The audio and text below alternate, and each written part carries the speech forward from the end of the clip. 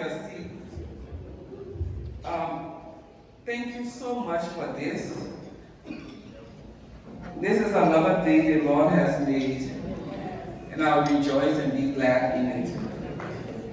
Before I move on, Francis and Sai, thank you for inviting me.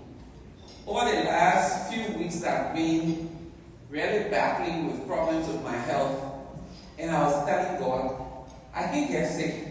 Telling like many people say, I won't come to like if not for any reason, let me not get sick until let me be well to travel to North Carolina.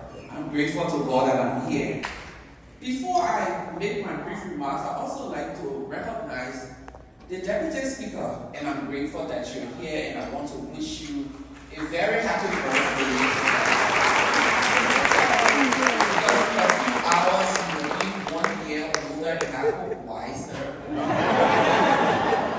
So to the matter on hand, I have been writing my speech in my head as I do. Sometimes I carry 4 or 5 different speeches in my head, and I've just been commissioned to do 2 books, 1 chapter of a book about the future of the world we see, and I've been asked to do the future for women, and then I'm doing something else, and something else, and something else.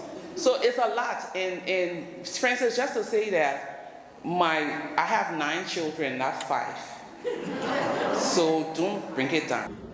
So in 2013, we commissioned something called Peace, Truth, and Play Youth Camp. We put them in a space where they interact in teams, work together, blind kids, children who can't hear and speak, those who are physically challenged, like they can't walk. We bring all of them together and pair them up. So you see one blind kid in a room with someone who can see, and our volunteers just stand on the side and watch all through the week on how they interact.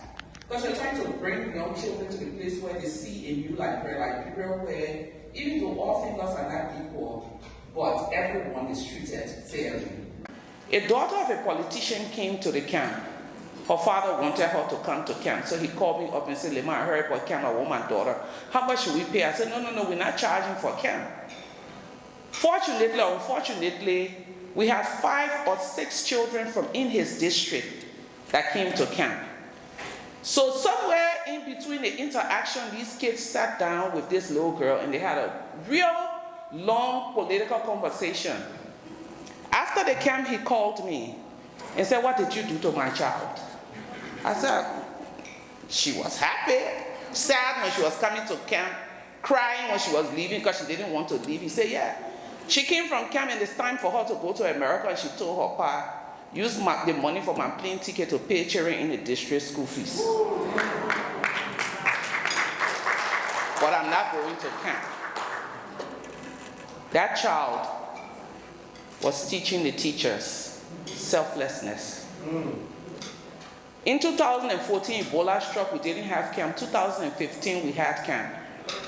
Every year for the last almost 10 years, every camp we go and sit with the Chief Justice. He said, I gave you 1 hour. He ended up giving us 3 hours where the children interact with him. So this year, a little deaf boy, we have someone who understands sign language, said to him, do you have people in the courts who sign, like the sign language? And the Chief Justice said, no. And then he said to the Chief Justice, are you trying to tell me that the justice system in Liberia is only for those who can hear and see and walk?